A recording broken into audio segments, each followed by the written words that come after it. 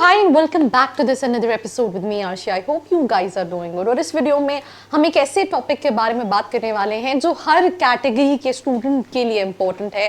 That is MBA education loan.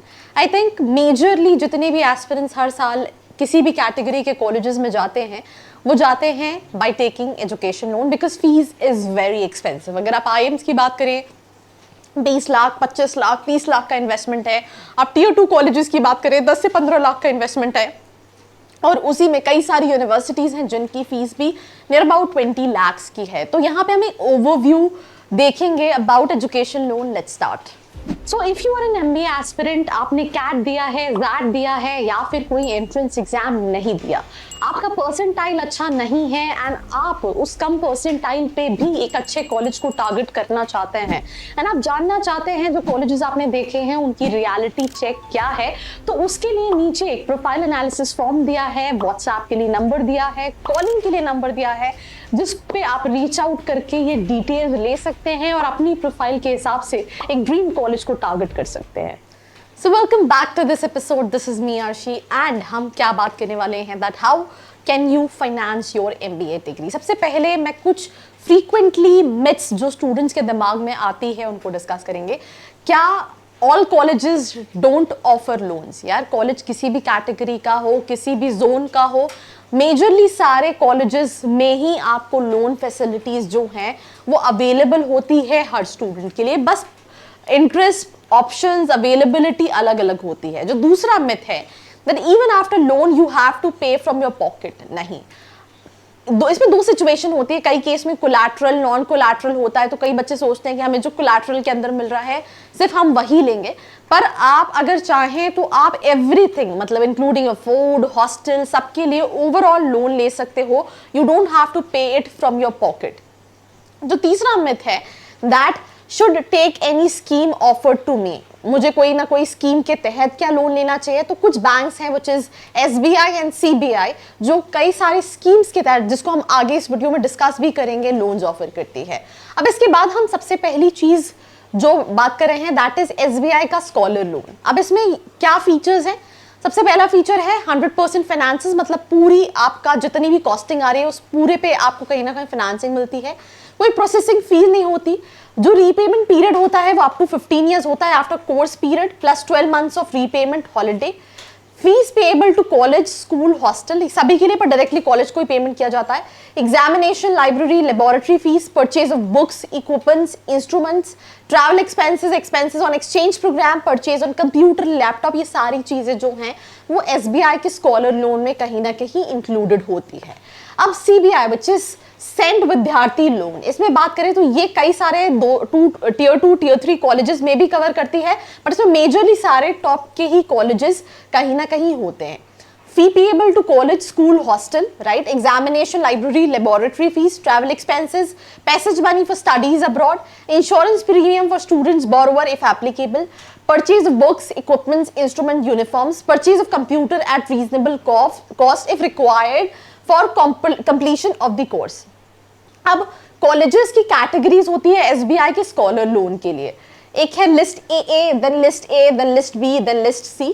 यहाँ पे मैंने सिर्फ कुछ ही कॉलेजेस ऐड किए, वैसे इन जनरल काफी सारे कॉलेजेस हैं. तो ये मैक्सिमम लोन लिमिट है, नो सिक्योरिटी इसमें, पर आपका जो को एप्लीकेंट होंगे वो आपके पेरेंट्स होंगे, उनका ITR लगेगा. यस, कई बार क्या होता है जब हम टियर 2 टियर 3 कॉलेजेस में स्टूडेंट अप्लाई कर रहे होते हैं तो वहाँ पे पेरेंट्स के पास ITR नहीं होता, वहाँ पे मेजर प्रॉब्लम आती है. उस केस में कुछ ना कुछ उनको रखना पड़ता है जो सेम वैल्यू का है. अगर आपके पेरेंट्स हैं वो एप्लीकेंट बनते हैं तो आप, क्योंकि आपने तो कोई जॉब की नहीं होगी, तो उनकी डिटेल्स लगते हैं. लिस्ट AA के वाले कॉलेजेस के लिए 50 लाख का लोन मिल जाता है, नो अपर लिमिट. 40 लाख का लोन लिस्ट A वाले कॉलेजेस के लिए. लिस्ट B वाले कॉलेजेस के लिए अप टू 30 लाख का लोन्स. लिस्ट C वाले कॉलेजेस के लिए 7.5, बट इसमें मैक्सिमम लिमिट 30 लाख तक भी जा सकता है.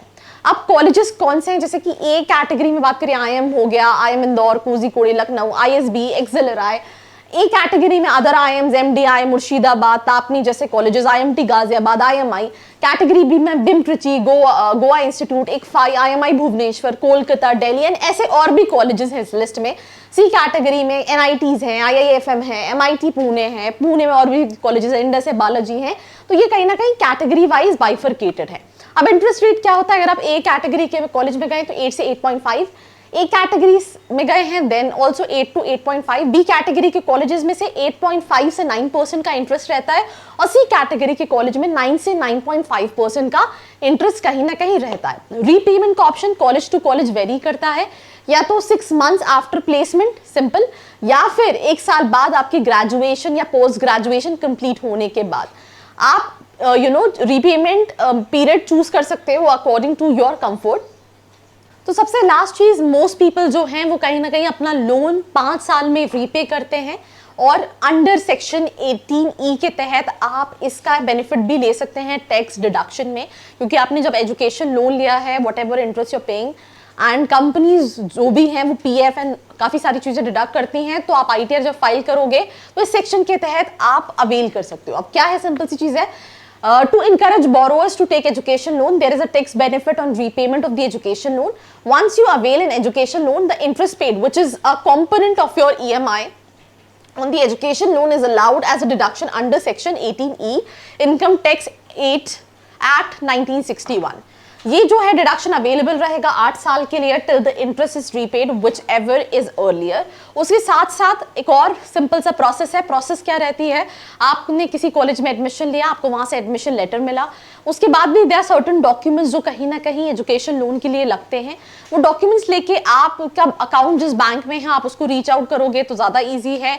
अदरवाइज कॉलेज के कई सारे कोलैबोरेटेड बैंक्स होते हैं, आप उनसे बात कर सकते हो। तीसरी चीज़, अगर आप SBI जैसे यहाँ पे हमने 2 बैंक्स के लिए बात की जहाँ पे आपको इंटरेस्ट रेट कम मिलते हैं, काफ़ी सारी स्कीम्स मिल जाती हैं, आप वहाँ पे जाते हो तो वो सारे डॉक्यूमेंट सबमिट करने पड़ते हैं।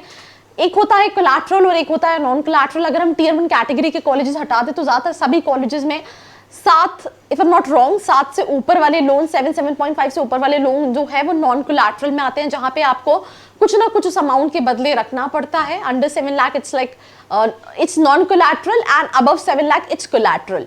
उसके साथ साथ आपके पेरेंट्स का ITR भी लगता है लास्ट 3 ईयर का, बिकॉज आपने कोई अर्निंग की नहीं है तो वो एज को बोरोवर भी कहीं ना कहीं आपके लोन में पार्ट रहते हैं। And all in all what I am just trying to say is कि मेरे चैनल पे ऑलरेडी एक वीडियो डला है जहाँ पे हमने एक स्टूडेंट से पूछा था दैट लोन का कंप्लीट प्रोसेस क्या है, आप उसको भी रेफर कर सकते हो और एक सही कॉलेज को शॉर्टलिस्ट कर सकते हो। कोई भी हेल्प लगती है feel free to reach out. Do not forget to like, share and subscribe. I hope you like this video. For more such videos, keep watching our channel. And do not forget to like, share and subscribe.